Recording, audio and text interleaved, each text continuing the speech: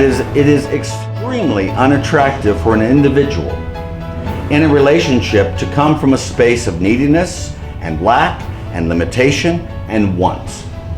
You know, it brings a heaviness to the relationship. Will you love me in the morning? Will you call me? Will you be there? And so forth. When in fact that serves as a chain. And in relationships, what we need to look for is not love, but the barriers that we have built against that love.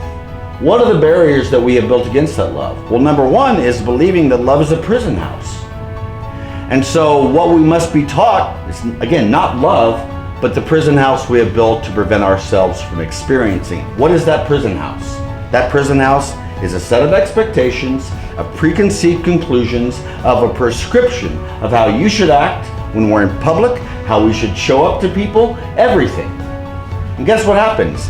Everything looks good, everything looks grand on the outside, but when you look deeper into the dynamic of that relationship, much of what that relationship is based upon is fear.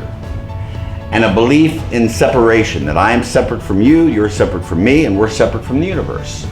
And from that, a dynamic of fear is built that only collapses in upon itself, because it has never worked, and it will never work. Because of one fundamental flaw, and forgive me for being verbose here, but for one fundamental flaw, and that is this idea that I can capture love.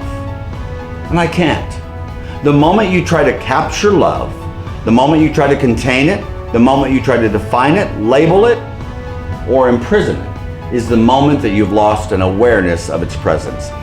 I've used the example before, but if I were to say to Max, I want to show you the Niagara Falls. You've never seen Niagara Falls before. I'm going to show it to you.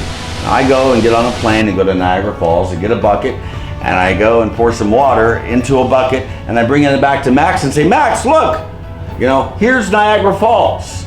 And he looks at it and says, no, this is not Niagara Falls. What is it? It's water in a bucket. Why is this the case? Because you can't capture Niagara Falls.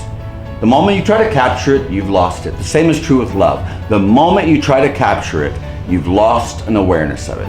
It can't be captured. It, very much like ourselves, is free. That we desire to be free in relationships. And so this is the way that we must love others, is love them in a way that they feel free.